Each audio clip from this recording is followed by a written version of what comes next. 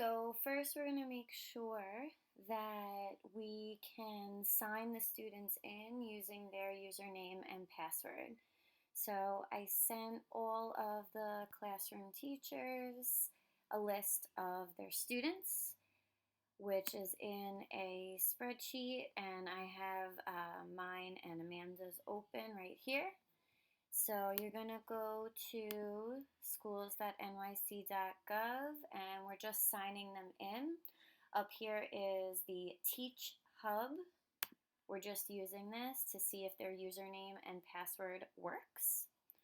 So you're going to go to your list, get your first student here. I'm just going to copy and paste the username into this sign in. We wrote in the email that the first two letters came out capitalized from ATS. It doesn't matter if they're lowercase or capital, so you can just copy and paste it.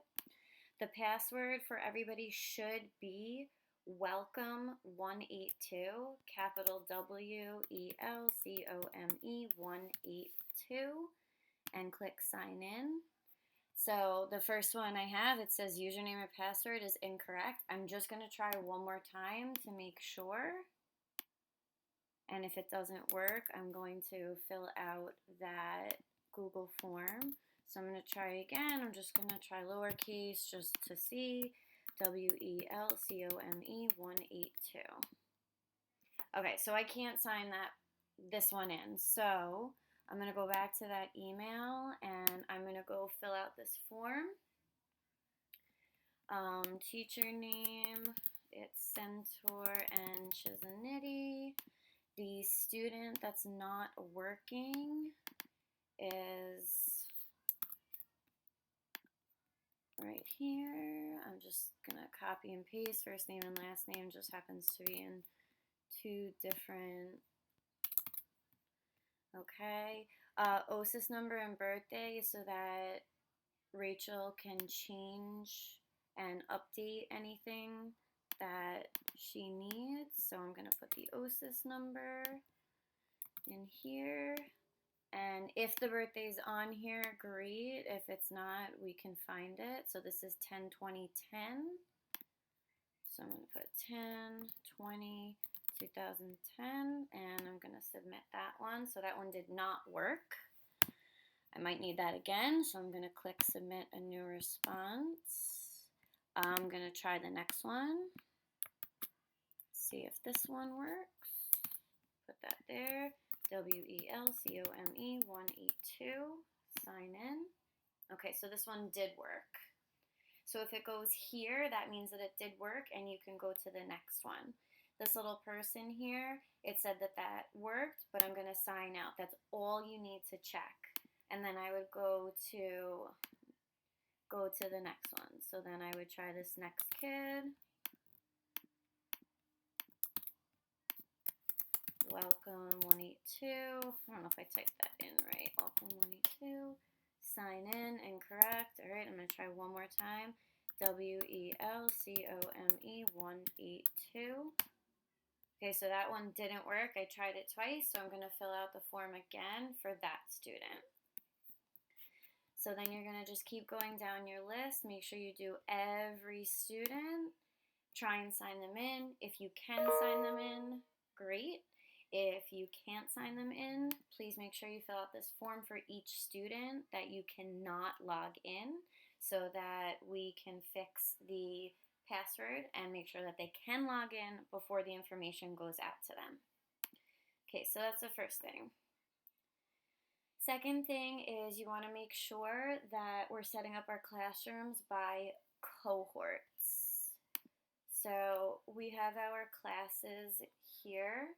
So Amanda and I have cohort A and B.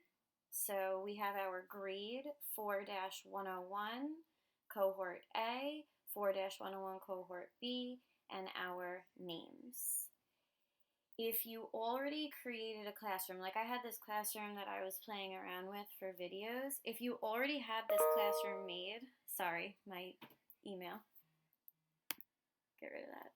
If you already had one of these classrooms made and you just want to edit the title, you can keep everything in it, and you can just go to the three dots here and you can edit.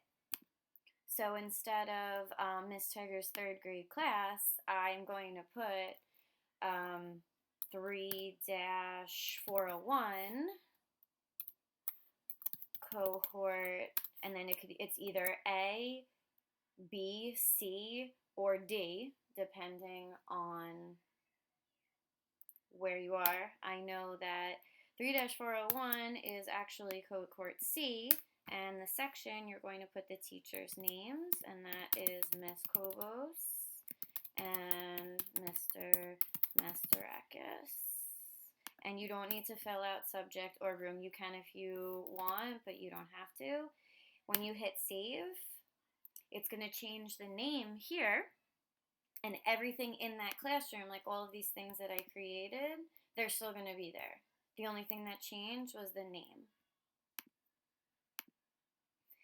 Now, say you had, I'm just going to edit this again. If you are an AB, so Miss Sklar is she's in person. She has second grade. She's in room 106. And she has cohort A and B. So I'm going to put cohort A, and I'm going to put Miss Sklar. And I'm going to save it. Now say she already created this classroom and she started adding things and she has it. She can save the name to cohort A, and then what you can also do is you can copy this whole classroom that you made and name it cohort B, and it'll copy the whole classroom and add it to your classes. So if you created a classroom, you started adding things to it, you can change the name, you could copy it, and just add it for cohort B. So now I have this copy here. It's just creating. It's going to take a little while. So I have the cohort A and I have the cohort B. There we go. So we have copy, and then we don't want it to say copy, so we can just edit so that it just says cohort B. So you can create a new one by creating class and putting the grade, room number, and cohort. If you don't have a room number, if you're completely remote, you can just put cohort D, and then in the section you can put the teacher's names. If you are in person but remote, so like Miss Donlin is working out of 205, but she's here, so she could put 4-205 cohort D, and then you would put the teacher name, and you can create a brand new one, or you can edit, or you can copy the whole thing.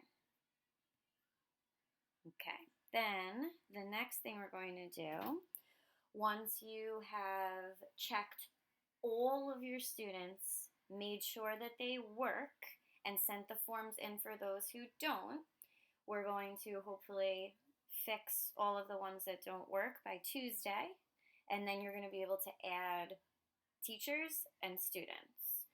So I'm going to just go into my classroom with Amanda, and up here we have stream, classwork, people. So now we're in this one. So now Amanda and I are both connected here, but we are also going to connect Andy, Rachel, and Maria as teachers in all of our classrooms. So they're all invited, they need to accept it. And then you're going to add students by their names, but only invite the students that you know work.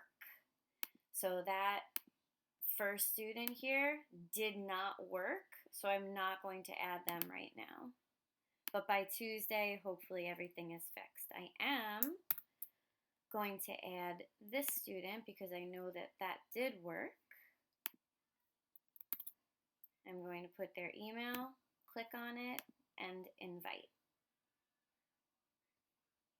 And then I'm going to do that for every one of my students. I'm going to go down the list and invite all of my students into my classroom.